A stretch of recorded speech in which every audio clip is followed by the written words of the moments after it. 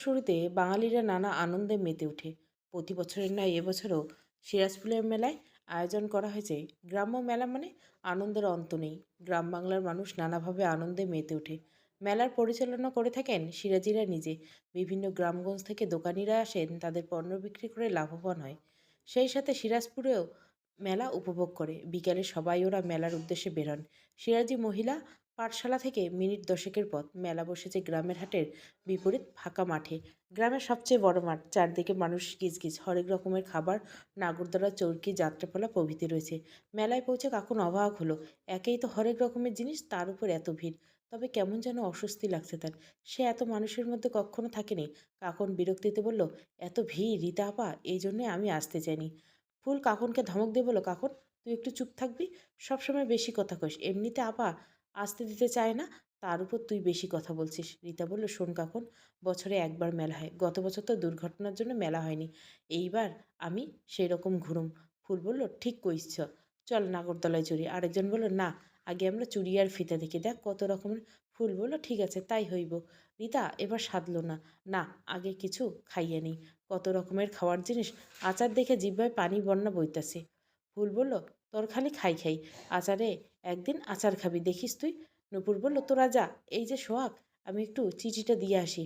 কারণ কাকুন তুই আমার সাথে চল বলে কাকুনের হাত ধরে নিয়ে গেল। সবাই হেসে দিল। ভিড়ের মধ্যে এগোতে লাগলো সবাই। আর অন্যদিকে নূপুরের সাথে যাচ্ছে কাকুন। সবচেয়ে শান্তশিষ্ট সরল মেয়ে কাকুন। চুপচাপ মূর্তির ন্যায় নূপুরকে অনুসরণ করছে।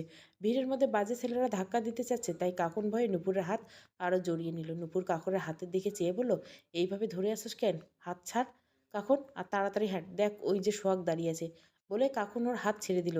বেচারি কাকুন নূপুরের সাথে সাথে যাওয়ার চেষ্টা করলো। দেখলো নূপুর কথা বলছে সোহাগের সাথে। একটু দূরে দাঁড়িয়ে থাকলো কাকুন। নাগরদোলার দিকে তাকালো। কিছুক্ষণ পর দেখলো নূপুর আর সোহাগ কোথাও যাচ্ছে। কাকুনও যেতে চাইলো, কিন্তু কিছু দূর এগিয়ে ভিড়ের মধ্যে কিভাবে যেন হারিয়ে গেল। কাকুন চারিদিকে চোখ বুলালো, কিন্তু ফলাফল শূন্য। কাকুন নূপুর আপা বলে ডাকতে থাকলো, কিন্তু এই ভিড়ে কেউ শুনছে না তার কথা। তারপর কাকুন সবাইকে খুঁজতে লাগলো, কিন্তু ভিড়ের মধ্যে তাদের কেউ পেল না। কাকুনের খুব ভয় হতে লাগলো, তবুও খুঁজতে লাগলো, কিন্তু ব্যর্থ। এদিকে সন্ধ্যা হয়ে আসছে, তার মাগরিবের আজান পড়তে হবে। কোনো উপায় না পেয়ে তাই সে পাঠশালার উদ্দেশ্যে রওনা দেয়। মাঠের পথ ছেড়ে খানিকটা এগিয়ে এসেছে, চারিদিকে মাগরিবের আজান দিচ্ছে। কাকুন বকুলতলায় এসে পৌঁছলো। হঠাৎ তার অন্যরকম লাগছে। সে কেন যেন বকুল গাছটার দিকে তাকিয়ে রইল। আজানের আওয়াজ শুনতে পেলে হঠাৎ তার ভয় বেড়ে গেল। সে ওদিক ওদিক তাকিয়ে দেখলো কেউ নেই। একদম ফাঁকা ফাঁকা লাগছে তার। সে জোরে জোরে নিঃশ্বাস নিল। সামনে মসজিদ, হয়তো সবাই নামাজে গেছে। ডান দিকে দেখে মহিলা পাঠশালা, আর বাম দিকে নদী। আর নদীর পাশে এখানে এলাকার বখাট্টাগুলো জুয়া খেলে নেশা পান করে, যা সে ফাতিমা আপার থেকে শুনেছে। কিছু দূরে সে দেখলো কয়েকজন বসে জুয়াও খেলছে। কাকুন ওদের দেখে দ্রুত পায়ে এগোতে গেল, কিন্তু ওদের চোখ ফাঁকি দিতে পারল না। কিরে, সন্ধ্যাবেলা বুর্খা পইরা পরি কই থেকে আসলি? চল যাইয়া দেখি। চল রে, রাইতে সবাই মিলা যাত্রা দেখব, আর আমার লগে ওকে যাত্রা করুম, হা হা। তার আগে চল পরি ধরি। এগুলো বলে চার পাঁচজন কাকুনের দিকে আসতে লাগলো। কাকুন দেখলো ওরা এদিকে এগিয়ে আসছে। কাকুন ভয়ে দৌড় দিল, কিন্তু তারা কাকুনকে ঘিরে ধরল।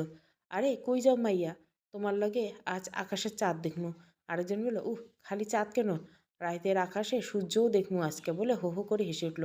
কাকুন বলল, দেখুন, আমাকে যেতে দিন, আমি কিন্তু লোক ডাকবো। ডাকবা, ডাকো, দেখি কেডা আসে, হ হ। তারপর কাকুনে হাত ধরে ফেললো। কাকুন ভয়ে হাত ছাড়ানোর চেষ্টা করলো, চিৎকার করতে লাগলো, কিন্তু তার আগে বখাটেগুলো ওকে টেনে নিয়ে যেতে লাগলো। কাকুন আরও জোরে জোরে চিৎকার করতে শুরু করলো। একজন কাকুনকে পাজাকোলা নিল, আরেকজন মুখ চেপে ধরলো। কাকুনকে নদীর পাশ দিয়ে নিয়ে যেতে লাগলো। কাকুন বুঝতে পারলো তাকে জঙ্গলের ভিতরে নিয়ে যাওয়া হচ্ছে, এবং কি জন্য নিয়ে যাওয়া হচ্ছে। কাকুন ছোটার জন্য প্রাণপণ চেষ্টা করলো, চিৎকারও করছে, কিন্তু কেউ শোনা যাচ্ছে। জঙ্গলের ভিতরে প্রবেশ করলো বখাটেগুলো। নির্জন জায়গায় এনে কাকুনকে ফেলে দিল। কাকুনের মনে মনে আল্লাহকে ডাকতে লাগলো। কাকুনকে ফেলে দিলে কাকুন উঠে দৌড়াতে লাগলো, আর মনে কেবল একটাই চিন্তা, তাকে বাঁচতে হবে।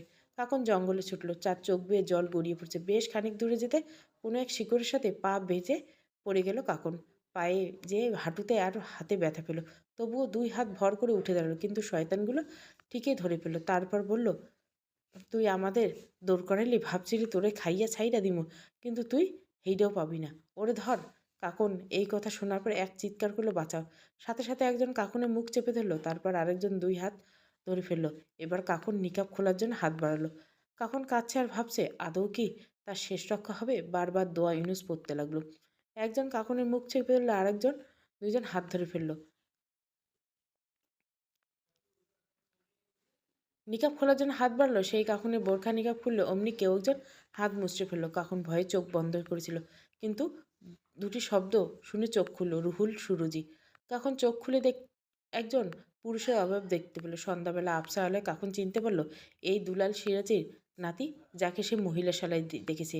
বখাটে দলের একজন বলে উঠল, রুহুল সিরাজি, আপনি মাপ করে দেন, আমারে বুঝবার পারি নেই, আর হইব না। মুখে ঘুষি মারলেন রুহুল। বলল, লজ্জা করে না তোদের? একটা মেয়েকে নিয়ে এসে জোর করছে। সিরাজপুরের মেয়েদেরকে জোর করা বের করবো আজকে। আজ তোদের কেউ বাঁচাতে পারবে না। তারপর সবগুলোকে মারতে শুরু করলো। থাপ্পড়, ঘুষি, লাথি সবগুলো মারতে লাগলো। জঙ্গলে গাছের ডাল দিয়ে ইচ্ছে মতো পেটালো। ওরা রুহুলকে ধাক্কা দিয়ে মাটিতে ফেলে দিল, তারপর প্রাণ নিয়ে পালালো। রুহুল চিৎকার করে দেখলো, তোদের মুখ যেন এই সিরাজপুরে না দেখি। যদি দেখি জ্যান্ত পুঁতে ফেলবো। রুহুল দেখতে পেল একটি মেয়ে মাটিতে বসে ফুঁসছে। তারপর মেয়েটির দিকে তাকালো। নিকাবের আড়ালে চোখ দুটো চেনা চেনা লাগছে। রুহুল কাকুনকে উদ্দেশ্য করে বলল, আর আপনি একা একা কী করছেন? আর একটু দেরি হলে কি হতো ভেবে দেখেছেন? ভাগ্যিস আপনার চিৎকার শুনেছিলাম, কিন্তু এসে যে এভাবে দেখবো ভাবিনি। নদীর পাশে কি করছিলে জানেন না? নদীর পাশে সন্ধ্যার পর নিরাপদ নয়। কে আপনি? তখন ক্লান্ত স্বরে বললেন, আমি কাকুন। আমি মহিলাশালায় থাকি। মেলায় গিয়েছিলাম আপাদের সাথে, ওদের হারিয়ে ফেলেছি মেলায়, তাই একা একা চলে এসেছি। আর এই লোকগুলো জোর করে আমায় এখানে নিয়ে এসেছে। বলে কাঁদতে শুরু করলো।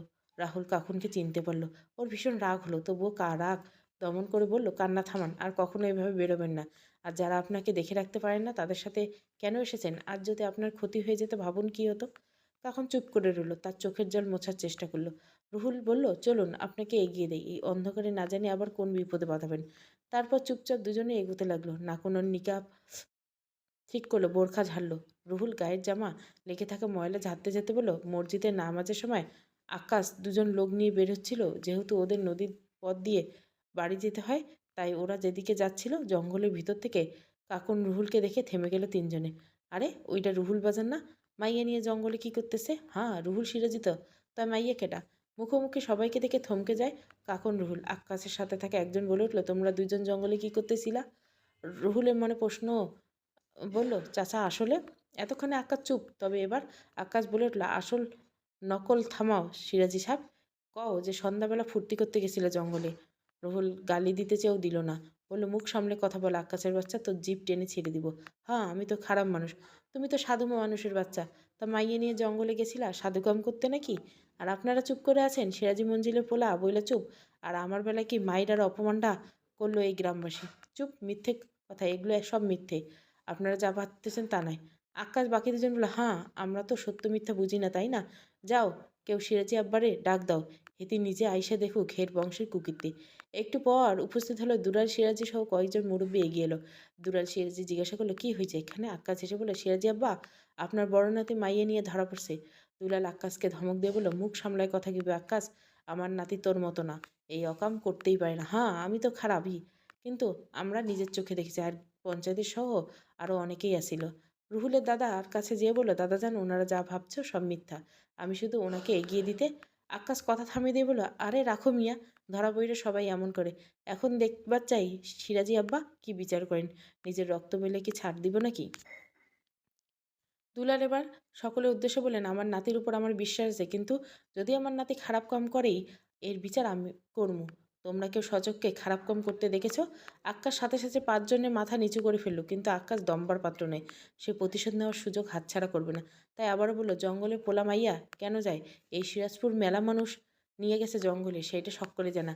আর একটু আগে আমরা তিনজন সচক্ষে ওকে কাপড় ঝাড়তে ঝাড়তে আইতে দেখেছি। এর চেয়ে আর কি শুনবার চান সিরাজি আব্বা? এই যে এনারা সাথেই ছিল আমার। আক্কাসের কথায় বাকিজন সম্মতি জানালো। দুলাল সিরাজি তার বংশের মান মর্যাদা নষ্ট হতে দিবে না। আর তাছাড়া সিরাজপুর তার আলাদা সম্মান আছে। দুলাল সিরাজি বলল, আচ্ছা, তোকে কথা মাইনে নিলাম, দুজনে জঙ্গল থেকে বাইরে হয়েছ, কিন্তু খারাপ কাম করতে গেছিল সেইটা কেমনে মনে করলো? আগে সব দেখবা, তারপর কথা কইবা। রুহুল যখন কইছে তাহলে হেটা সত্য, আর কোনো কথা শুনতে চাই না। দুলাল সিরাজের কথা শুনে কেউ আর কিছু বলল না। আক্কাস তবুও কিছু বলতে চাইলে দুলাল সিরাজি জোর করে দমিয়ে রাখলো। এরপর সবাই যার যার মতো চলে যেতে লাগলো। ওইখানে রইল কেবল দুলাল, রুহুল আর কাকুন। দুলাল সেজে কাকুনকে জিজ্ঞাসা করলো, তুমি এইখানে কেন গেছিলে কাকুন? কাকুন মাথা নিচু করে কাঁদছে। তার অন্তত লজ্জা লাগছে আর কান্নাও পাচ্ছে সেসব কথা বলতে। রুহুল কাকুনের অবস্থা বুঝে বলল, আসলে উনি রাস্তা হারিয়ে গিয়েছিল। তারপর কিছু কুকুর তাড়া খেয়ে জঙ্গলের ভেতরে ঢুকে গেছিল। আমি ওপাশ দিয়ে আসছিলাম, মেয়ে মানুষের চিৎকার শুনে ভাবলাম কি না কি বিপদ, তাই গেছিলাম। গিয়ে দেখি উনি বাচ্চাদের মতো কাঁদছে। আমি বললাম, কি হয়েছে? উনি কি বললো জানেন দানাদান? কি করলো? বললো যে আমি হারিয়ে গেছি। আমি শুনে এগিয়ে দিতে চাইলাম, তবে জঙ্গল থেকে বের হতে এই দশা। দুলাল সিরাজে বিশ্বাস হলো রুহুলের কথা। কাকুনের দিকে চেয়ে হাসলো যেন কোনো কৌতুক শুনছে। তবে কাকুন অবাক হলো, কেউ কি করে এত গুছিয়ে মিথ্যে বলতে পারে? আর তাছাড়া সে কি এতটাই ছোট নাকি যে পদ হারিয়ে ফেলবে? আশ্চর্য। কাকুন কিছু বলল না। দুলাল সিরাজি আর রুহুল মিলে কাকুনকে মহিলাশালা অব্দি পৌঁছে দিল। প্রবেশদ্বারের কাছে এসে কাকুন দুলাল সিরাজি বলল, একা একা আর বাহির হইও না, দিনকাল ভালো না। এই যে পথ হারাইয়ে গেছো, কুত্তা দেখে ভয় পাও। তারপর বিপদে পড়লে রুহুল, আমি না থাকলে তোমার ঝামেলা হইবে, আর যাইও না। জি সিরাজি বা, আসছি, যাও। কেটে গেল ২ দিন। সেদিনের পর থেকে কাকনের মনে আতঙ্ক সৃষ্টি হয়েছে। একই তো ভয়, দ্বিতীয়ত আক্কাসের কথা শুনে। আক্কাস সিরাজপুরের নোংরা কথানো শুরু করেছে কাকন আর রুহুলের নামে। ফাতেমা গতকাল নিজ কানে শুনেছে। ফাতেমার চিন্তা কাকনকে নিয়ে। রুহুল বড় ঘরের ছেলে, তার কিছু হবে না, কিন্তু কাকনের সব বদনাম হবে। কাকন সেদিন ফাতেমাকে সব ঘটনা খুলে বলেছিল। ফাতেমা নুপুরের গালে দুটো চড় মেরেছিল এমন করার জন্য। কাকনের ফুল নুপুরদের প্রতি রাগ অভিমান থাকলেও কেটে গেছে। সেদিন এই ঘটনায় ফাতেমা নিজেও ভয় পেয়েছিল। কাকন চেষ্টা করে সেগুলো ভুলে যেতে চায়, তবে কাকন ২ দিন হলো ঘর থেকে কম বেরোচ্ছে। কারণ কাকন লক্ষ্য করছে রুহুল আজ ২ দিন হলো দালান দেখার জন্য মহিলাশালায় আসছে। তাছাড়া সেদিন কাকনের নামে মিথ্যে গল্পটা ওর পছন্দ হয়নি। কাকন বরাবর কুকুর ভালোবাসে। আজ অবধি কোনোদিন কুকুর দেখে ভয় পেয়েছে বলে ওর মনে পড়ল না। আর সেদিনের ঘটনার পর আখ্যাস যে কথাটা রটাচ্ছে, কাকন ঠিক করে রেখেছে দুলাল সাহেজির মহিলাশালায় আসলে ও সব বলবে। এসব নোংরা মিথ্যে মন্তব্য মেনে নেওয়ার মতো মেয়ে কাকন নয়। রুহুল কাজ শেষে মহিলাশালা থেকে বেরিয়ে গেল। সে অবাক হচ্ছে, এই প্রথম তার এই সিরাজপুরে মন টিকছে আর সেই সাথে অবদ্ধ হচ্ছে। কিন্তু রুহুল জানে এই ইচ্ছে পূরণ হবার নয়। আবার হতেও পারে, কিন্তু পুরনো জখমের কথা ভেবে সায় দিতে ইচ্ছে করে না। তবে সে এক মোহে পড়ে গেছে, ভয়ঙ্কর মোহ। দুলাল সিরাজি চালের আড়তে বসেছিল। হাবিবুল্লাহ জানালো আক্কাস এসেছে। যদিও দুলাল সিরাজি নিজে আক্কাসকে নিয়ে আসতে বলেছিল, তাই সে অনুমতি দিল আক্কাসকে। আক্কাস এসে সালাম দিল। দুলাল সিরাজি সালামের উত্তর দিল। আক্কাস জিজ্ঞাসা করলো, তা আমার এইভাবে ধইর্যা নিয়ে আসার কারণ মানে কি? তুই নিজে ভাইবা দেখ, তারপর নিজের মুখে ক। আকাশ ঢোক গেল। হাজার হলেও সমাজের উঁচু শ্রেণীর লোকদের সাথে বুঝে শুনে কথা বলতে হয়। তবুও বলল, আপনি তো আমার কথা বিশ্বাস করেন না, কইয়ে কি লাভ? করি কি করি না পরে দেখমু, তাই ক। আপনার বড় নাতি রুহুল তো মহিলার সাথে দিনরাত এখন ঘুরঘুর করে। আপনি যদি সেদিন বিশ্বাস করলেন না, আমি স্বচক্ষে দেখেছিলাম ২ জনেরে আইতে। দুলাল সিরাজি আক্কাসের চুল টেনে ধরে বলল, এই জন্য তুই আমার নাতির নামে মিথ্যে বদনাম ছড়াবি? তোর জিভ খুইলা ফেলামু। আমার নাতির নামে উত্তরপাড়ার দিক ভইরা গেছে যে মাইয়া নিয়ে গেছিল জঙ্গলে। তবে আজই শেষ করুম। আমারে মাফ করে দেন সিরাজ আব্বা।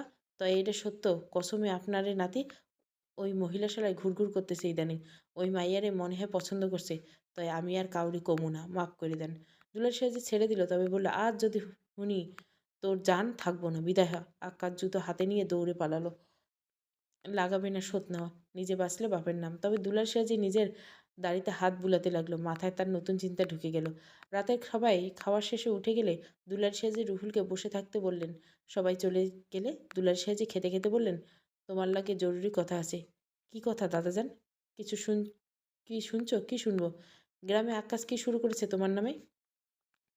রাহুল শুনছে সাজুর থেকে, তবে না জানার ভান করে বলে, কি করেছে? সেদিনের ঘটনা নিয়ে আমার কাছে বিচার দিছিল, আমি বিচার করি নাই দেইখা জানা তাই কইতেছে সিরাজপুরে। রুহুল হাসলো, বলল, ও নিজেই ভালো করে জানে আমি কেমন, প্রতিশোধের জন্য এমন করেছে। কিন্তু সিরাজপুরে আমার মান সম্মান আছে। সবাই যখন শুনবো তখনই বিশ্বাস করব। আমার একটা মান আছে, তাই তোমারে বিয়ে দিবার চাই কোনো ভালো মাইয়া দেখে। রুহুল স্পষ্টভাবে বলল, না আমি বিয়ে করব না। দুলাল সেজে হাসলো, বলল, তাহলে কি আমি আক্কাসের জন্য অন্য কোনো ব্যবস্থা নিব? না, কোনোভাবেই না। এটা পাপ, ছেড়ে দেন। কিন্তু? কোনো কিন্তু না দাদাজান, অনেক রাত হয়েছে, আমি আমার কক্ষে গেলাম। আচ্ছা শোনো, আগে যাইও না, কথা আছে। আবার কি কথা? তা তুমি কি ঘন ঘন মহিলাশালায় যাইতেছো কেন? ওই এমনি কাজ দেখতে, শুধু কি কাম? হ্যাঁ, আপনি তো বলেছেন আমি যেন দেখাশোনা করি। দুলাল সিরাজি রুহুলের কথা বলল, আমি তোমার বাপেরও বাপ, বুঝা কথা কও রুহুল। রুহুল স্বাভাবিকভাবে উত্তর, কি বুঝবো? সত্যি কি বোঝার কিছু নেই? কি থাকবে? কাকুনরে তুমি পছন্দ করো? একথা শুনে রুহুল চলে যেতে চাইল। দুলাল সেজে পুনরায় বলল, ওরে কি চাও তুমি? পছন্দ করেই বা কি, আর চাইলেই বা কি? আপনারা তো আর মেনে নেবেন না, বংশ পরিচয় তো আপনাদের কাছে সব। হ্যাঁ, মাইয়া সুন্দর, কিন্তু বংশ পরিচয় সবার আগে দরকার। সে যাই হোক, তুমি আর যাইও না। কেন ভয় পাচ্ছেন যদি কিছু করি? পাই আবার পাই না, কারণ তুমি আমার বাধ্য আবার অবাধ্য। রুহুল এবার বেরোতে উদ্যত হলো, তবে যাওয়ার আগে আবার ফিরল। দুলাল সেজের মুখোমুখি হয়ে বলল, মেয়েটার নামে বদনাম হচ্ছে, আক্কেসকে বুঝিয়ে বলে দেন। আমি চাই না আমার ব্যক্তিগত শত্রুতার জন্য অন্য কেউ কষ্ট পাক। রুহুল দাঁড়ালো না, সোজা চলে গেল ভোজন কক্ষে। দুলাল সাজি খুশিতে চোখ চিকচিক করছে। রুহুলের চোখে স্পষ্ট কাকুনের জন্য ভালো লাগা দেখতে পাচ্ছে দুলাল সাজি, কিন্তু এতিম মেয়েকে জমিদার বাড়ির বউ করা শোভা পায় না। সে কি করবে ভাবতে লাগলো। সে রাতে দুলাল সাজির ভালো ঘুম হলো না। সে অনেক চিন্তার পর সিদ্ধান্ত নিল কাকুনের সাথে রুহুলের বিয়ে দিবে। বাঁকা হাসলো দুলাল সিরাজি। পরদিন বসার ঘরে সবাইকে ডাকা হলো। বাড়ির ছোট বড় সবাই উপস্থিত থাকলো। গলা কেসে পরিষ্কার করে নিল দুলাল সেজে, তারপর বলল, আমি তোমাকে সবার উদ্দেশ্যে একটা জরুরি কথা কইবেছি। হ্যাঁ কও শুনি। আমি রুহুলের জন্য মাইয়া পছন্দ করছি, ওরে বিয়া দিমু। সকলের মুখে হাসি দেখা গেল। রুহুল অবাক হলো, ওর অনুমতি ব্যতীত সিদ্ধান্ত। রুহুল কিছু বলার আগে দুলাল সিরাজের স্ত্রী বলল, তাই সত্যি? আমার মানিকের বিয়াতা? মাইয়া কোন বংশের, কোন গ্রামের? মাইয়া মহিলা শালা, সে যথেষ্ট সুন্দরী, বাম মানাই এতিম, ওর নাম কাকন। সকলে অবাক হলো, এবার সাথে রুহুলও। দাদাজান কাকুনের সাথে বিয়ে দিবে, ওর বিশ্বাস হচ্ছে না। একটা এতিম মেয়েকে মঞ্জিল বাড়ির বউ হবে? জামাল প্রতিবাদ করে বলল, কিন্তু আব্বা, একটা এতিম মাইয়া এই মঞ্জিল বাড়ির বউ হবে, এইটা কেমনে মানবো আমরা? কন দেখি। জামাল, আমি যখন কইছি তাই হবো। কাকুন যথেষ্ট ভালো মেইয়া। আর আকাশ কি কইছে সেটা তো শুনছো। ওই দিন বকুলতলায় অনেকজনে আসিল সিরাজপুরে। আমাকে সামনে কিছু না কইলো, আড়ালে বদনাম করতেছে, তাই এই সিদ্ধান্ত নিলাম। দুলালের স্ত্রী বলল, আপনার মাথা ঠিক আছে তো? আপনি মতো মানুষ অমন মাইয়া ঘরে আনবেন? হ্যাঁ ঠিক আছে। আর এইটা আমার শেষ সিদ্ধান্ত, যার আপত্তি আছে হেতি বিয়েতে না গেলে হইব। রুহুল নিরত্তর বসে আছে, যেন কোনো ভাবান্ত নেই। ওর মনে অন্যরকম সুখ অনুভব হচ্ছে। তবে এই বিষয়ে আক্কাসকে ধন্যবাদ দিতে ইচ্ছে করছে। হেলাল মহিবুল সেদিনের ঘটনা শুনেছে এবং ভাবছে যে দুলাল সেজে মান সম্মানের ভয়ে এই কাজ করছে, কারণ দুলাল সেজে নিজের মানের জন্য কি কি করতে পারে ও সব জানা আছে। হেলাল মহিবুল দুজনে দুজনের দিকে তাকালো। এরা এর ভিতরের বিষয় জানতে চাচ্ছে। দুলাল সিরাজের স্ত্রী বলেন, ওইসব মানমু না। আপনি আরও মাইয়া দেখেন, যদি দেন তাহলে। থামো, কাকুন এই মঞ্জিলে রুহুলের বউ হইব, কিন্তু কোনো কিন্তু না। এইটা আমার শেষ ফয়সালা। এরপর রুহুলের মায়ের দিকে চেয়ে বলল, বড় বৌমা, তোমার আপত্তি নাই তো? সুবা রুহুলকে পরখ হলো, ভাবলো রুহুলের বিয়ের কথা চলছে, অথচ রুহুল চুপচাপ। কি করছে? রুহুল কি তবে পছন্দ করছে? তারপর শুভ বলল, খোকা যদি রাজি থাকে আমার আপত্তি নেই। দুলাল সেজে বলল, সে চিন্তা কইরো না, তোমার বলা রাজি হইব। আমি সব সিদ্ধান্ত নিয়ে নিছি, 7 দিনের মধ্যে বিয়া হইব। এত তাড়াতাড়ি কেন সিরাজ সাহেব? এমনি, জ্যৈষ্ঠ মাসে আমাকে বংশের বিয়ের নিয়ম নাই, তাই বৈশাখে হইব, এরপর 7 দিন পরে হইব। ঠিক আছে, তাই আমি কাইল মাইয়া দেখবার যাবো। যদি কারো পছন্দ হয় তাহলে বিয়ে হইব, কইয়া দিলাম। তুমি নিশ্চিত থাকো বিল্লালের আম্মা, তোমাকে সকলের পছন্দ হইবে। স্বামীয়া বলে উঠল, দাদা ভাই, এর বিয়া আল্লাহ গো, আমার খুব খুশি লাগতেছে, আমি সেই মজা করুম। স্বামীয়ার কথা সবাই হাসলো, সেই সাথে রুহুলও। তার হৃদয়ে যে প্রণয়ের পায়রা উঠছে। বিকেলের শেষ সময় দুলাল সিরাজি মহিলাশালায় উপস্থিত হলেন। ফাতেমাকে ডাকলো। ফাতেমা তার সামনে গেলেই বলল, একখান প্রস্তাব আছে। কি প্রস্তাব? আমি কাকুনের বিয়ে করতে চাই। মানে? আমার নাতি রাহুলের লগে ওর বিয়ে দিবার চাই। তোমার কোনো আপত্তি নাই তো? ফাতেমা যেন অবাকের চরম সীমানায়। একটা এতিম মেয়েকে সিরাজি মঞ্জিলে বউ করাবে ফাতেমা ভাবতেই পারছে না। ফাতেমা বলল, কিন্তু সিরাজি আব্বা, আপনারা এত বড় মানুষ, ওরে বউ করতে চান? আপনাকে বাড়ি বউ হওয়া ওর শোভা পায় না। সেটা নিয়ে তুমি ভাইবো না। আর রুহুল কেমন পোলা তুমি তো জানো। সেদিনের ঘটনা যদি জানবার থাকো, আশা করি বাধা দিব না। আর তুমি রাজি না হইলেও বিয়ে হইব। কাকুনের দায়িত্ব তোমার, তাই তোমারে কইলাম। জি, কিন্তু সবাই রাজি তো? হ্যাঁ, সবাই রাজি। আর আমি 7 দিনের মধ্যে বিয়ে করাইতে। এত তাড়াতাড়ি? হুম। আর শোনো, কাল আমার মঞ্জিলে ঝি বউরা আইতে পারে ওরে দেখার জন্য। কাকুনরে তৈয়ার কইরা রাখো। আর বিয়ের সব দায়িত্ব খরচ আমাগো। তুমি খালি দেখভাল করবা। আমি চললাম। দুলাল সেজে চলে গেল। ফাতেমার মনে প্রথমে আতঙ্ক কাজ করলে, এখন ভালো লাগছে। রুহুল নিশ্চিত সুযোগ্য পাত্র, বিয়ে দেওয়া যায়। আর না দিয়ে উপায় কি? কাকুনির নামে যে বদনাম ছড়াচ্ছে তাতে ভালো বিয়ে নাও হতে পারে। মহিলা সালে আরও কত মেয়ে আছে, এসব ভাবনা ভেবে ফাতিমা নিজ কাজে মন দিল। বিয়ের কথা শুনে কাকুনের মাথায় যেন বাজ পড়ল। সে কিছুতেই বিয়ে করবে না। কাকুনের কান্না থামছে না। সন্ধ্যার পর ফাতেমা কাকুনের কাছে এলো, বলল, হয়েছে আর কত কাঁদবি? আমি বিয়ে করব না আপা। তুই বিয়ে করবি না কইলেই কি হইব নাকি? বিয়ে সবারই করা লাগবে। আর সে যেইটা কইছে সেইটা অমান্য করার সাহস নাই আমার। সবাই করলে আমি করব না। ফুল, রিতা, নূপুর ওরা কাকুনকে বোঝাতে শুরু করলো। বলে, দেখ কাকুন, তুই বোঝার চেষ্টা কর। তারা কিন্তু মানুষ মন্দ না, যথেষ্ট ভালো। আমি জানি তারা ভালো, কিন্তু আমি বিয়ে করব না। ফাতেমা এবার ক্ষিপ্ত হয়ে বলল, তুই বিয়ে না করলে তুই কই থাকবি? আমাকে পেটের ভাত, গায়ের পোশাক সব সিরে জিরে দেয়। অন্তত এইটা তো ভাব। আর ওই এক কাজ তোর নামে যেগুলো ছড়াইছে, কেউ তোরে বিয়ে করব, ওগুলো শুনলে তার চেয়ে রুহুল সাবরে বিয়ে কর, রানীর হালে থাকবি। কাকুন শুধু ফাতেমার কথা শুনছে। ফুল বলল, রাজি হয়ে যা কাকুন, আপা ঠিকই কইছে, রাজি হওয়া ছাড়া গতি নেই। আর রুহুল সিরাজি গাজীপুরের সেরা পোলা, তবে ভালো রাখবে। নূপুর বলল, আমাকে মাফ কর, ওই দিন যদি তোরে না হারাইতাম এত কিছু হইতো না। তবে বিয়েতে রাজি হইলে তোরেই সুখ। কাকুন সকলের কথা শুনে মাথা নিচু করে ফেলল। সে যাই বলুক, এ বিয়ে সে করতে চায় না। তার যে খুব স্বাদ সে সেবিকা হবে। ফাতিমা কাকুনের মাথায় হাত বুলিয়ে দিয়ে বলল, মারে, মাইয়া মানুষ হইল ফুলের মতো, যতদিন গাছে থাকবে সুবাস ছড়াইবে তত দাম। সময় শেষে ফুল যেমন পইড়ে থাকে, মাইয়া মানুষও তাই। তার এখন কোনো দাম নেই। তাই তোর উচিত বিয়েটা করা। রুহুল সিরাজি তোরে সুখে রাখবো দেখিস। কাকুন ফাতিমাকে জড়িয়ে ধরে কেঁদে ফেলল। মেয়ে হয়ে জন্ম নেওয়াটা তার কাছে পাপ হয়ে গেছিল। কেন যে গিয়েছিল সেদিন মেলায় ভাবতে আফসোস করছে। বারবার বলছে, আমি বিয়ে করতে চাই না আপা, আমায় রেখে দেন আপনার কাছে। এদিকে কাকুনের বেদনা, অন্যদিকে রুহুলের হাসি। বৈশাখী মাসে কড়া রোদ, পূর্ব আকাশে সূর্য উদয় হচ্ছে, তবে আজকের তাপ যেন একটু বেশি, যাকে বলে কালবৈশাখীর তাণ্ডব হওয়া শুরু। কিন্তু তার চেয়ে ভয়াবহ তাণ্ডব শুরু হয়েছে কাকুনের পক্ষে। কাল রাত থেকে শুরু হয়েছে, রাতেও তার নিদ্রা হয়নি। এক নিদ্রাহীন সকালের সম্মুখে হতে হলো কাকুনকে। অথচ গতকাল সকালে তার সুন্দর একটা সকাল দেখা হয়েছিল, আর আজ এক কঠিন সকাল। ঘরে জানলার পাশে বসে আছে কাকুন। জানলা দিয়ে দূরের পথ দেখা যাচ্ছে। সে চেয়ে আছে, ঠিক তারই মাথায় যেন জগৎ সন্তানের চিন্তা, কি হবে তার ভবিষ্যৎ পরিণাম। এই দুনিয়া তার তো আপন বলতে কেউ নেই। যারা ছিল তারা কাকুনকে রেখে না ফেরার দেশে চলে গেছে। আর যারা আছে তারা কি আদৌ আপন? কিন্তু ফাতেমার কাছে যে সে মায়ের মতো গন্ধ পায়। ফাতেমার হাত ধরে যখন ঘুমায় মনে হয় তার মা তার সাথেই আছে। সে যে ফাতেমাকে ছাড়া থাকতে পারে না। সত্যিই কি তাকে নতুন ঘরে যেতে হবে? সে তো এতিম, আর এত এতিমের কি আদৌ কেউ হবে? সিরাজি মঞ্জিলের মানুষের রূপ যে তার কাছে এখনও অচেনা। জানলার কাছে বসে কাকন এসব ভাবতে ভাবতে বেলা হয়ে গেছে নিজেও বুঝেনি। চিন্তার জগৎ থেকে বের হলো কাকন। যখন ফাতেমা ডাকলো, কিরে কাকন, আর কতক্ষণ বসে থাকবি? তোর জন্য আমিও খাইনি, রাতেও খাইলি না, এখন অন্তত আয়, আমার খিদে লাগছে। কাকন বলল, আমার খিদে নেই আপা, আপনি খেয়ে নিন। এখনও না খেয়ে আছিস কেন? ফাতেমা কাকনের কাছে এসে বসলো। তোরে ছাড়া যে খাইতে ইচ্ছা করে না, তাই কইলাম, কি হইব? আর এই যে কইতেছে খিদে নেই, আমি কি বুঝি না? পেটের জ্বালা যে বড়ই জ্বালা রে মা, আয় খাইয়ে নেই। তখন আনমনে বলে উঠল, মনের জ্বালা যে তার চেয়ে বেশি জ্বালায় আপা। এই জ্বালায় ছাই হলে নিস্তার পাওয়া যায় না। কাকুনের কণ্ঠে হাহাকার শুনে অবাক হলো ফাতেমা। বলল, মনের জ্বালা কেন? তাই আবার? কাকুন আবার ঘুরানোর জন্য বলল, আমার মাথা খুব ব্যথা করতেছে, আমাকে একটু সরিষার তেল মাথায় টিপে দিবেন? ফাতেমা কাকুনের আবদার শুনে তেল এনে এসে দিতে শুরু করলো। তারপর বললো, কাকন, তোরে কিন্তু আজ দেখতে আসবো সিরাজি মঞ্জিলের মানুষজন। তুই আজকে শাড়ি পরবি, তোরে নিজ হাতে সাজানো, দেখবি আমার হুর বাচ্চারে হুরের রানীগোর মতো লাগবে। কাকুন নিশ্চুপ হয়ে রইল। এক পলক ফাতেমা দেখে দৃষ্টি নত করে রাখলো। ফাতেমা কাকুনের মাথায় হাত বুলিয়ে দিতে দিতে বলল, সকলে সালাম দিবে, তারপর সাথে হাইসে হাইসে কথা কবি, দেখবি ওনারা খুশি হবে, তারা অনেক ভালো মানুষ, তোরে অনেক ভালো রাখবে রে মা। কাকুন ফাতিমার পেট জড়িয়ে ধরলো। তারপর বলি, কিন্তু আপা, আমি আপনাকে ছেড়ে কোথাও যেতে চাই না। সবাইরে সব কিছু ছাড়তে হয়, সবাইরে কিন্তু দুনিয়ায় ছাড়া যাওয়া লাগে। ঠিক তেমনই আমিও দুনিয়া ছেড়ে যামু একদিন। তখন তুই না, আমি না, ছেড়ে যামু।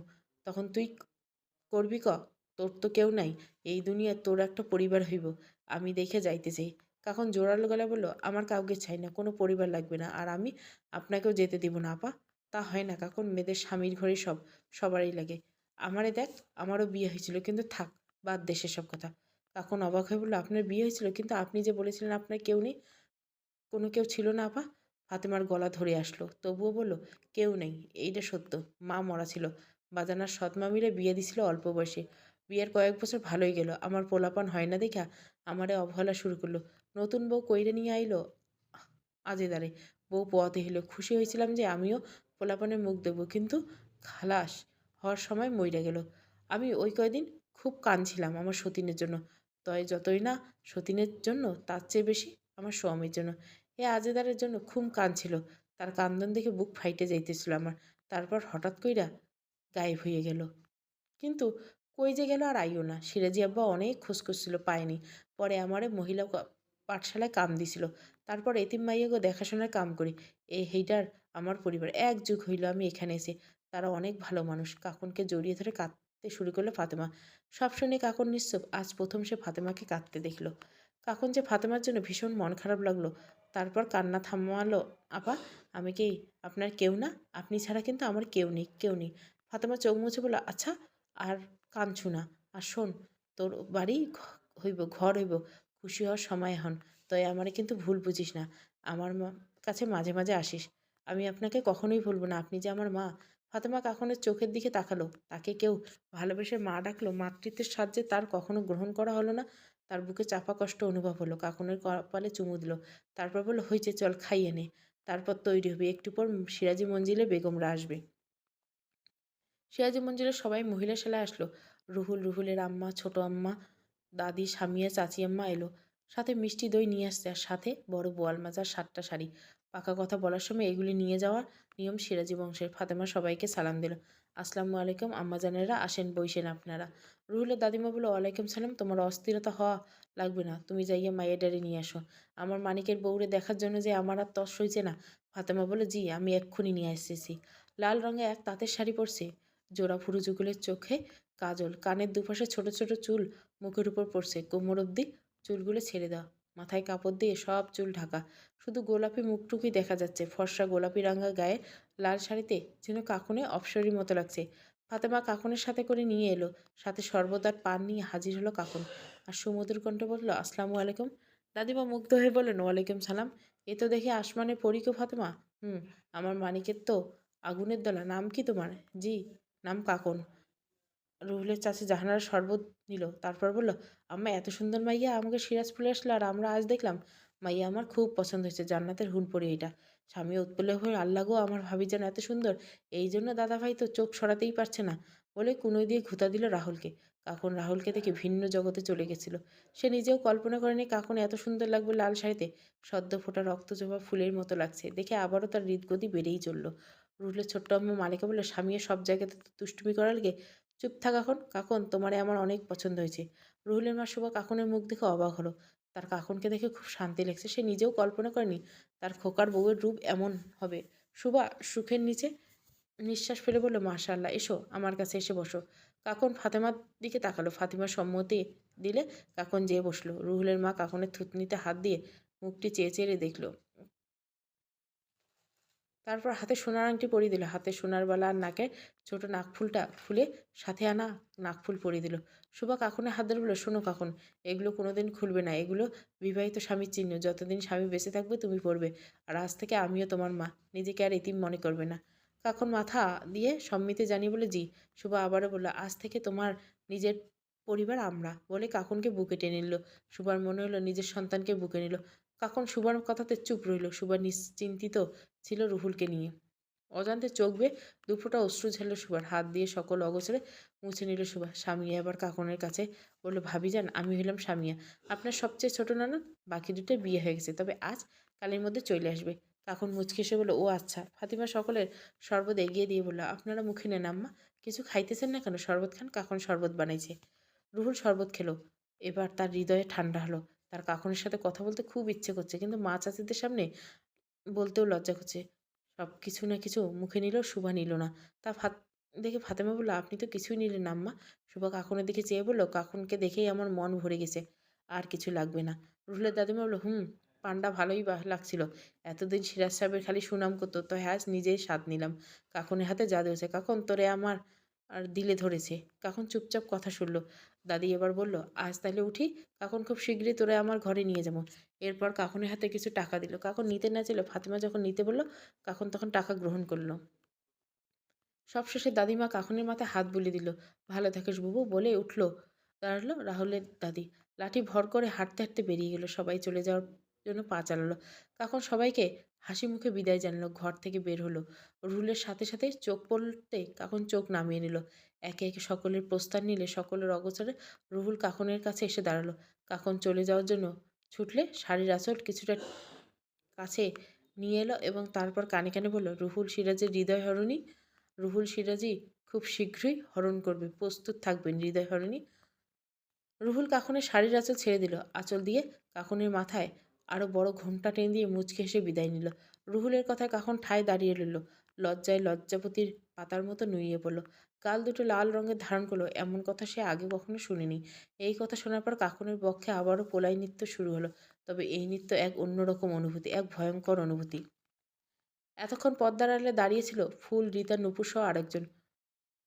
ফাতেমা নিষেধ করছিল, তাই তারা কক্ষ থেকে বের হয়নি। সবাই যাওয়ার পর তারা বের হলো কাকুনের কাছে। ফুল বলল, কিরে কাকুন, আমরা কিন্তু সব দেখছি। কাকুন এবার আরও লজ্জা পেল। ছি, তার এখন কি হবে? নূপুর কাকুনের সামনে রুহাল সেজে সাপ তোরে কি কইয়ে গেল রে? রিতা বলল, হ্যাঁ রে, বল না, আমরাও শুনি। ফুল কইল, কইছে রে কইছে, রুহুল সেজে কাকুনের প্রেমে পড়ছে। হাহা হাসির আওয়াজ করে উঠল সবাই। হাসির ধ্বনি কাকুনের আরও লজ্জা দিল। কাকুন এখন কি করবে কোনো কিছু মাথায় আসলো না, তাই কোনো কিছু না ভেবে শয়নকক্ষে দৌড়ে চলে গেল। গ্রীষ্ম মানে এক বায়ুশূন্য প্রকৃতি। গ্রীষ্মের উষ্ণতায় প্রকৃতি কঠোর রূপ ধারণ করেছে। মাঠঘাট শুকিয়ে কাঠ। প্রকৃতিতে এই কঠোরতা সিরাজপুরবাসী ক্লান্ত। কিন্তু এই ক্লান্ত পরিশেষে কারো হৃদয়ে তৃপ্তির ছায়া। হ্যাঁ, গতকাল থেকে রুহুলের মনে এক সুখের পায়রা উঠছে। সে না ধরছে না পারছে শুতে। কাল সারা রাত কেবল কাকুনের কথাই ভেবেছে। সত্যি হয়তো আল্লাহ বৈধ সম্পর্ককে এতটাই পবিত্র দান করেছেন, বিবাহ ঠিক হওয়ার পর থেকে রাহুল আরও কাকুনের প্রতি এক অন্যরকম ভালো লাগা কাজ করেছে। কাকুনময়ী মায়ের ছাড়ছে, ডাগর ডাগর চোখ, চিকন সরু নাক, ফুলের পাপড়ি নেয় ঠোঁট। রুহুল সিরাজের হৃদয়ে ভালোবাসার জলস্রোত তৈরি করেছে। কাল কাকুনকে রুহুলের কাছে এক ফুটন্ত রক্তজবা ফুল মনে হয়েছিল। তাই কাল থেকে তার প্রিয় ফুল হয়েছে রক্তজবা। তাই আজ সিরাজি মঞ্জিলের চাকর লতিফকে দিয়ে রুহুল বেশ অনেকগুলো রক্তজবার চারা কিনে এনেছে। নিজ হাতে তা রোপণ করেছে। গাছটির দিকে এক মনে চেয়ে রইল। ভেবে নিল ফুল ফুটলে সে প্রথম ফুল তার হৃদয়হরণীকে দেবে। হঠাৎ তার কাকুনের কোমল কৃষ্ট কেশের কথা মনে পড়ল। আর মনে পড়ল, তোমার ভ্রমর কৃষ্ণ কেশে গুজে দিব একজোড়া রক্তজবা। তুমি কি আমাকে সেই সুযোগ দিবা? নিজের অজান্তে হেসে দিল রুহুল। হাসলে তার বাম গালের চোখ দুটো নিচ বরাবর উঁচু নিচু গর্ত হয়। তার যে সুন্দর মিষ্টি হাসি ঠোঁটে ঝুলছে। এমন সময় সিরাজি মঞ্জিলের চাকরানী রানু এসলো রাহুলকে ডাকতে। সুভা রাহুলকে ডেকে পাঠিয়েছে। রানু বরাবরই ভীতু স্বভাবের, ভূত পেতে বেশি বিশ্বাসী। একা একা রাহুলকে এভাবে বাগানে গাছের নিচে হাসতে দেখে সে ভয় পেয়ে গেল। কারণ রাহুল একা একা হাসবে কেন? তার মনে হলো রাহুলকে ভূতে ধরছে।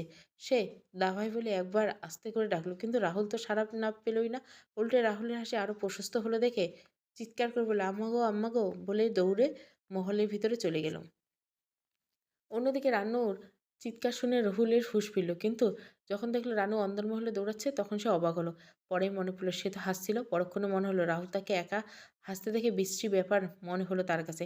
সে বেদনায় রাখা পানি নিয়ে হাত ধুয়ে অন্দরমহলে গেল। এদিকে রানুর কথায় সকলে ছুটে এলো। রাহুলের ছোট্ট মা সৎমা বলে উঠল, কিরে কি হয়েছে, চেঁচাইছিস কেন? রাহুল দম ফেলে বলল, বড়দাদা ভাই ভূত ধরছে আম্মা। শুভ বিরক্ত হয়ে বলল, কি যা তা বলতেছিস জানু, তোরে দিয়ে একটা কাজ ঠিকঠাক হয় না। দাদিমা সব শুনে বলল, কি আমার মানিকরে ভূত ধরছে? রানু বলল, আম্মা গো আমার খুব ভয় করতেছে। মহিবুলের মা নিজের কপালে হাত রেখে বলল, হায় আল্লাহ, বিয়ার গন্ধ পাইলে ভূত পেট কই থেকে উদয় হলো। দাদিমা বলল, না গো মহিমা, আমার মানিকের তো রাইস ভার, সিংহ রাশি, হেরে ভূত ধরতে পারবে না অত সহজে। সত্যি করে দেখি রানু। রানু বলল, আমি সত্যি দেখতেছি, ক্ষুধার কসম। দেখি যে বাগানে জবা গাছের দিকে তাকায় একা একা হাসতেছে, একা একা কথা কইতেছে। আপনি কোন ভূতে না ধরলে কি কেউ একা একা হাসে? রানুর কথা শুনে কেউ না বুঝলে সুভা এবং স্বামী ঠিকই বুঝতে পারলো রাহুল কেন হাসছে। স্বামী উচ্চস্বরে হেসে বলল, স্বামী বলল, হা হা, রানু তুই এই জন্য এইভাবে চিল্লাপাল্লা করে? আরে পাগলি, দাদা ভাই তা প্রেমে পড়ছে। তুই সিনেমায় দেখোস না, নায়করা প্রেমে পড়লে একা একা হাসে? নতুন ভাবিরে দেখে দাদা ভাই এরকম টাক শিখেছে। রানুর কথা মনে হলে, হ্যাঁ তাই তো, সে তো রাজ্জাক করবিতে সিনেমায় দেখেছিল। তাহলে কি অন্যায় কিছু বলে ফেললো নাকি? রুহুল সকলকে একসাথে দেখে ভরকে গেল। সিঁড়ি দিয়ে উপরে উঠতে যাবে এমন সময় দাদিমার ডাক, মানিক এখানে আয়, কথা আছে তোর লগে আমার। রুহুল সিঁড়ি থেকে নেমে দাদির সামনে গিয়ে দাঁড়ালো। তারপর বললো, জি দাদিমা। দাদি রুহুলের কান ধরলো, বললো, কিরে প্রেমে পড়ছো না? একা একা যে হাসস, মানুষ কয় ভূতে ধরছে, এইটা কি সত্য নাকি? রাহুল কানে হাত দিয়ে বললো, দাদিমা কান ছাড়েন, আর কি যাতা বলতেছেন? রুহুল আর চোখে মা চাচিদের দিকে তাকালো। সে যে বাজেভাবে ফেসে গেছে বুঝতে রাখেনি রুহুলের অবস্থা বলে। শুভা যাদের নিয়ে রন্ধনশালা চলে গেল। রুহুল এবার জন্য হাফ ছেড়ে বাঁচল। রুহুলের কান থেকে হাত ছাড়িয়ে দাদিমা কোলে তুলে নিল। তারপর ঘুরাতে ঘুরাতে বলে, হ্যাঁ গো দাদিমা, আমি প্রেমে পড়ছি, আমি তাহার প্রেমে মাতোয়ারা হয়ে গেছি। রুহুলের কান্না দেখে স্বামী আর রানু হেসে দিল। দাদিমা হাসতে হাসতে বলে, আরে না মা, আমারে থাম রে পাগলা, পইরে যেমন। রাহুল দাদিকে নামিয়ে দিল। দাদিমা জোরে জোরে নিঃশ্বাস নিল। একদিনে দিয়ানা হইলি গে, তা কাকুন কি জাদু করছে শুনি? রাহুল দাদিমার কানের কাছে ফিসফিস করে বলল, সে তো জাদু করেনি, হৃদয় হরণ করেছে বলে সিঁড়ি বেয়ে উপরে চললো। দাদিমা স্বামীকে বলল, শুনলি রে স্বামীয়া, তোর ভাই হৃদয় নাকি কাকুন হরণ করেছে, হা হা। স্বামী আর রানু দাদি হাসতে হাসতে বেহাল দশা। দূর থেকে রুহুলের কাণ্ড দেখেছিল মহিবুল আর হেলাল। হেলাল হাসছে, কিন্তু মহিবুলের তীব্র ক্ষোভের সৃষ্টি হলো। সিআরজি পাঠশালা। পরের দিন আসরের নামাজ পড়ে সকল মেয়েরা উঠোনে বসে আছে। মেয়েরা বউচি কুতকুত জুতা দড়ি খেলছে। কেউ কেউ আবার একে অপরের উকুন এনে দিচ্ছে। কাকুন তাদের মা থেকে খানিকটা দূরে। গতকালের তুলনায় আজ তার মনটা ভালো। মেয়েদের খেলা দেখে তারও খেলতে ইচ্ছে হয়, কিন্তু নিজের প্রাণপ্রিয় সইয়ের কথা মনে পড়ে খেলে না। শৈশবে যার সাথে পার করেছে কৈশোর, পার না করার কষ্টে আজীবন তার বক্ষে থেকে যাবে। আচ্ছা, মমতা কি কাকুনকে ভুলে গেছে 2 বছর আগে? কথাটা ভাবতে কাকুনের বুক কেঁপে উঠল। হঠাৎ কারো ডাকে টিনের গেটের দিকে তাকালো কাকুন। স্বামীকে দেখে উঠে দাঁড়ালো। কালো বোরখা পরে এসেছে। চিনতে কিছুক্ষণ সময় লাগলো। চেনার পর উঠে স্বামীয়া গেল।